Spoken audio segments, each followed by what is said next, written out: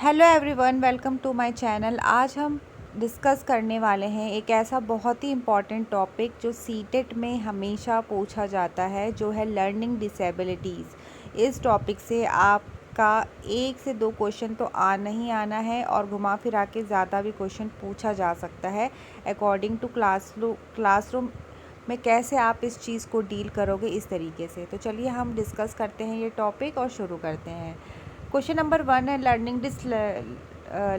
Learning disability पे कि dyslexia is mainly related to difficulty in मतलब कि ये डिसेबिलिटी डिसलेक्सिया जो है वो किससे रिलेटेड है।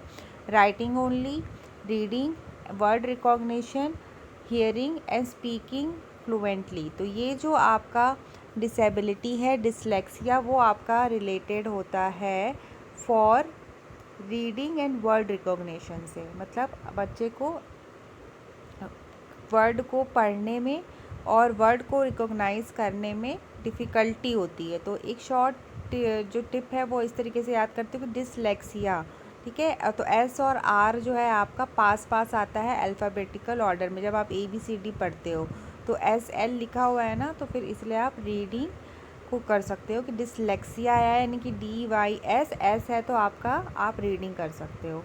सेकेंड है डिस्ग्राफिया। ग्राफ्स हम क्या करते हैं, बनाते हैं। ग्राफ्स हम बनाते हैं ना, तो फिर वो आपका किससे डिसेबिलिटी से है, आपका राइटिंग एंड हैंड राइटिंग से है, ठीक है। ग्राफ्स हम बनाते हैं, राइट करते हैं, पेन चलाते हैं, यानी राइटिंग से है। मतलब ये एक आप याद कर सकते हो कि कौन सा जो है डिस्ग्राफिया, डिसलेक्सिया, ये किस चीज़ से, ये अगर किसी बच्चे में है तो उसको क्या डिसेबिलिटी है, क्या चीज़ वो करने में असक्षम होता है, वो चीज़ आप इससे कर सकते हो।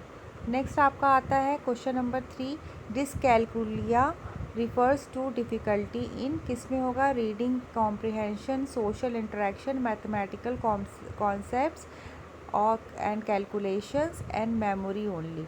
तो सिर्फ मैथमेटिकल कॉन्सेप्ट्स पे लिख के आ सकता है। डिसकैलकुलिया मतलब calculation, and calculation is related to maths only. तो आपको क्या करना है, इसमें C को टिक करना है। क्वेश्चन नंबर 4 है a child with learning disability generally has, क्या होता है, लो इंटेलिजेंस होता है, नॉर्मल और above average intelligence but specific learning difficulties, physically disabilities only, hearing impairment only, यही होता है, ठीक है। तो लो इंटेलिजेंस नहीं, ये चीज़ को डिसेबिलिटी नहीं मानी जाती कि किसी बच्चे को कोई चीज़ समझने में टाइम लग रहा है तो वो डिसेबल्ड है, नहीं। नॉर्मल और अबव एवरेज इंटेलिजेंस है बट स्पेसिफिक लर्निंग में कुछ डिफ़िकल्टी उसे आ रही है, तो ये सबसे मोस्ट अप्रोप्रिएट आ रहा है। फिज़िकल डिसेबिलिटी ओनली, अधिकतर जिस भी ऑप्शंस में सिर्फ ओनली लिखा रहता है, वो तो मोस्ट अप्रोप्रिएट आंसर्स नहीं होते हैं। इस तरीके के क्वेश्चंस में क्या होता है कि सबसे बेस्ट आंसर्स आपको चुनना होता है, तो जिसमें वाइडर स्कोप्स दिख रहे हैं आपको, जैसे कि एक नॉर्मल और एवरेज इंटेलिजेंस वाला बच्चा जिसमें कुछ स्पेसिफिक डिसेबिलिटी है, वही आपका इसका आंसर होगा, क्योंकि ये मोस्ट अप्रोप्रिएट आंसर है। सिर्फ फिज़िकल डिसेबल होना ही कोई लर्निंग डिसेबिलिटी नहीं होती है, ठीक है। कुछ बच्चा मान लो उसको पैर में कोई दिक्कत है, लेकिन हो सकता है कि वो बहुत इंटेलिजेंट हो, जाके आगे ऑफिसर बन जाए, तो ये चीज़ नहीं अप्रोप्रिएट आंसर आपका बनता है।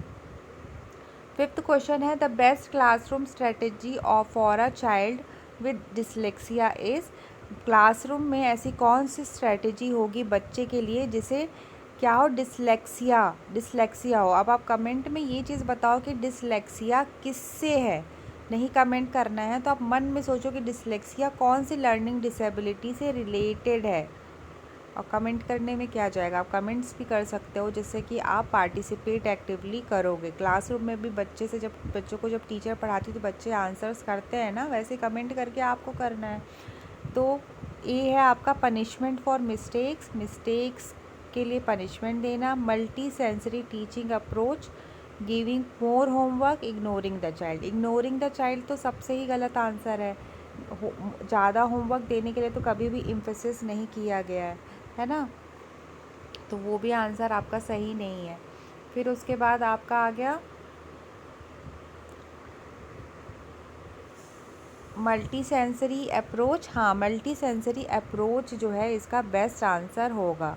फिर उसके बाद आ गया which is not a specific learning disability, कौन सी लर्निंग डिसेबिलिटी नहीं है, लर्निंग से रिलेटेड डिसेबिलिटी, फिज़िकल डिसेबिलिटी की बात नहीं हो रही है। तो डिसलेक्सिया, डिस्ग्राफिया, डिस्कैलकुलिया ये सारे आपके क्या हैं, स्पेसिफिक लर्निंग डिसेबिलिटीज़ हैं, जबकि ब्लाइंडनेस आपका नहीं आएगा इसमें, क्योंकि वो तो आपके फिज़िकल बॉडी में कोई प्रॉब्लम की वजह से, मतलब बच्चा नहीं देख पा रहा है तो वो तो बचपन से उसमें क्या है कि वो नहीं है, देखने के लिए सक्षम नहीं है।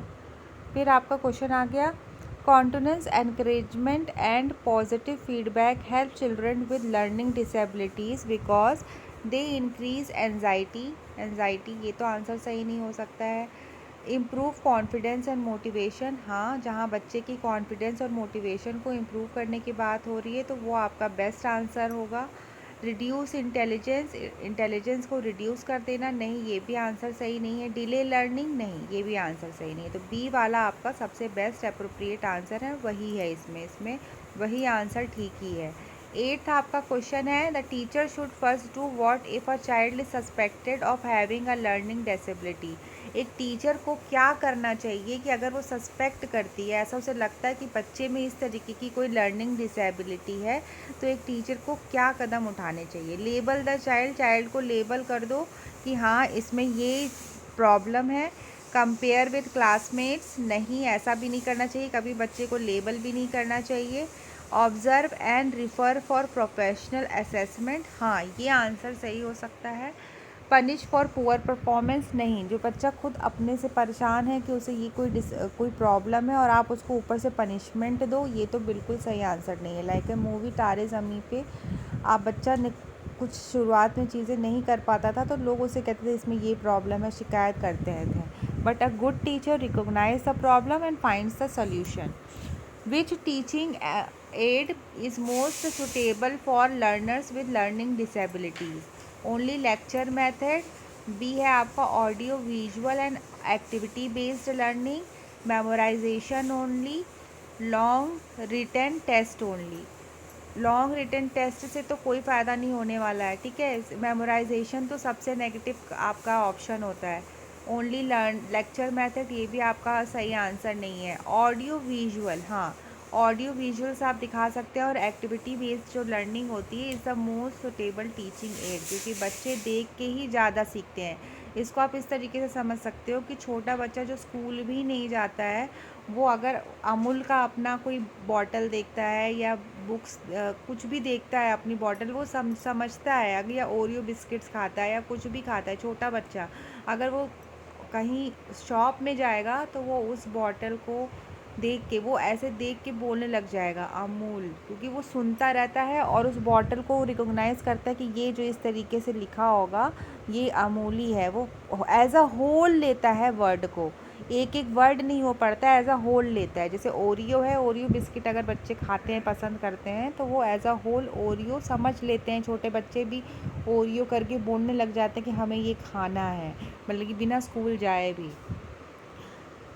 Children with specific learning disability require inclusive education and appropriate accommodation, यही मुझे सबसे अच्छा ऑप्शन लग रहा है। आपको क्या लग रहा है, आप भी बताओ। Separate schools only, separate schools तो पहले ही ख़त्म हो चुका है। नो क्लासरूम सपोर्ट, ये भी गलत आंसर है। स्ट्रिक्ट पनिशमेंट, नो कोई स्ट्रिक्ट पनिशमेंट नहीं दी जाती है, ये आपका सबसे अप्रोप्रिएट आंसर है इसमें से। 11 आपका हो गया विच assessment is most appropriate for students with learning disabilities. बच्चों के लर्निंग डिसेबिलिटी है तो कौन सा असेसमेंट टीचर ले सकती है। ओनली एनुअल एग्ज़ाम, ओनली वाला आंसर कभी भी अधिकतर ही नहीं सही होता है। जब तक थोड़ा आप लोग अपना दिमाग यूज़ करना, जब अगर मान लो कोई बहुत ही पॉजिटिव आंसर लिखा हो, आपको देख के ही पता चल जाएगा कि उसमें, वो बहुत रेयर केस में होता है, वरना अधिकतर ओनली वाले जो होते हैं वो आपके नेगेटिव में ही होते हैं, ठीक है। Continuous and comprehensive assessment with accommodations, ये वाला ही आपका आंसर सही है, तब भी आगे का पढ़ लेते हैं। ओरल पनिशमेंट, पनिशमेंट देना नहीं। सरप्राइज टेस्ट ओनली, नहीं, ये इसका बी आंसर सही है। Which of the following is an accommodation, क्या है इसमें अकोमोडेशन है। Extra time during exam, lowering learning standards permanently, removing all subjects, नहीं प्रमोटिंग विदाउट असेसमेंट, बिना असेसमेंट के दे देना। अकोमोडेशन क्या चीज़ हो सकती है? मान लीजिए कोई बच्चा जो है बहुत ही लर्निंग डिसेबिलिटी से है, उसे चीज़ों को समझने में प्रॉब्लम हो रही है, तो ऐसे बच्चे को आप थोड़ा सा एक्स्ट्रा टाइम दे के उसे आप मोटिवेट और सपोर्ट कर सकते हो। A child who reverses letters such as B and D, ऐसा बच्चा जो बी और डी को रिवर्स करके पढ़ता है। कुछ बच्चे होते हैं बी को डी पढ़ते हैं और डी को बी करते हैं। जैसे ब्लू और ग्रीन में बड़ा कन्फ्यूजन मैंने लोगों में देखा है कि ग्रीन चीज़ को ब्लू बोलेंगे और ब्लू चीज़ को ग्रीन बोलते हैं कि ये हरा है, ठीक है। बल्कि कोई डिसेबिलिटी नहीं है फिर भी, लेकिन पता नहीं क्यों ऐसा होता है, देखा है मैंने। तो इसी तरीके से भी आप समझने के लिए समझो कि कुछ बच्चे जो होते हैं कि बी को डी और डी को बी पढ़ते हैं, तो उसको क्या कहते हैं? हमने पढ़ा था कि बच्चे को वर्ड रिकॉग्नाइज रीडिंग में प्रॉब्लम होती है, उसे हम क्या बोलते हैं? कमेंट करो फटाफट। तो ऑटिज्म, ADHD नहीं, डिसकैलकुलिया आपका मैथ से रिलेटेड है, डिसलेक्सिया ही आपका बेस्ट आंसर है। आई होप आपने भी यही आंसर किया होगा। फिर उसके बाद 14th आपका है according to inclusive education principles a teacher should. Inclusive education के जो प्रिंसिपल्स हैं उसके अकॉर्डिंग टीचर को क्या करेगी? Focus only on high achievers, जो हाई अचीवर्स है सिर्फ उन पे फोकस करेगी? नहीं।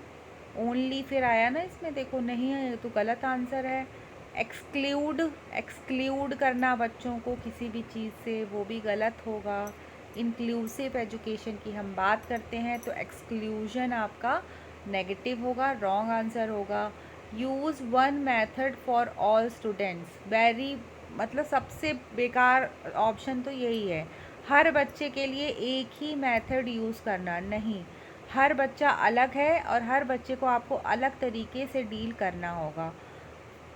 बी ऑप्शन क्या है? Modified teaching methods, modification, adjustment, ठीक है। बच्चों के अकॉर्डिंग टीचर को मॉडिफाई करना है, एडजस्ट करना है, ये ऑप्शन सही होते हैं। Modify teaching methods according to learning needs, learning needs से बच्चों को क्या करना है? आपको मॉडिफाई करना है। Question number 15, which statement is correct about learning disability?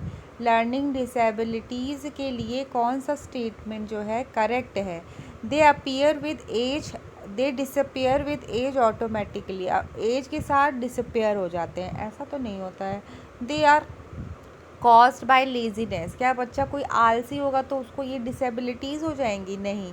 हाँ, हो सकता है बच्चा अच्छे से हैंड राइटिंग ना करें तो उसे अच्छा लिखे ना, लेकिन ऐसा नहीं होगा कि उसे प्रॉब्लम हो जाएगी कि वो उसको डिसलेक्सिया डिसकैलकुलिया हो जा रहा हो, नहीं। Early identification and intervention improve learning outcomes, अगर उस चीज़ को पहले ही रिकॉग्नाइज कर लिया जाए और उसका इंटरवेंशन किया जाए, उसके प्रॉपर सॉल्यूशंस ढूंढे जाए तो इसको इम्प्रूव किया जा सकता है, ठीक है। ये देखते हैं आगे का ऑप्शन कौन सा सही होता है, फिर बताते हैं। चिल्ड्रंस कैन नॉट सक्सीड एकेडमिली, बच्चा एकेडमिली सक्सीड नहीं हो सकते, नहीं। क्यों नहीं हो सकता है? हम बच्चे के लिए हमेशा पॉजिटिव ही सोचेंगे। सी ही आंसर करेक्ट है। सीटेट के लिए कुछ इम्पॉर्टेंट टॉपिक्स जो आपके लिए बहुत ही इम्पॉर्टेंट है, उसके लिए कुछ टिप्स। ग्राफिया राइटिंग से रिलेटेड है। डिसलेक्सिया है, याद रखना, DIS, एस है, RS एक साथ आपके आते हैं ना, ABCDEFGHIJKLMNOPQRS है ना, तो इससे आप रीडिंग कर लेना। डिसग्राफिया यानी ग्राफ्स हम बनाते हैं, हाथों को चलाते हैं, यानी राइटिंग से रिलेटेड है। डिसकैलकुलिया आपका मैथ से रिलेटेड है। तो दीज 3 डिसऑर्डर्स आर अमंग जो बहुत ही ज़्यादा पूछे जाते हैं सीटेट के CDP में, तो आप इसको ज़रूर से याद कर लीजिएगा। ऐसे ही बहुत मोस्ट इम्पॉर्टेंट टॉपिक को डिस्कस करते हुए वीडियोस डेली आती हैं इंस्टाग्राम एंड यूट्यूब पे, तो आप जो है दोनों चैनल्स को सब्सक्राइब कर लीजिएगा। I hope you like this video. Next session में हम इससे भी बहुत इम्पॉर्टेंट टॉपिक पढ़ने वाले हैं, तो keep connected with us. Thanks for watching.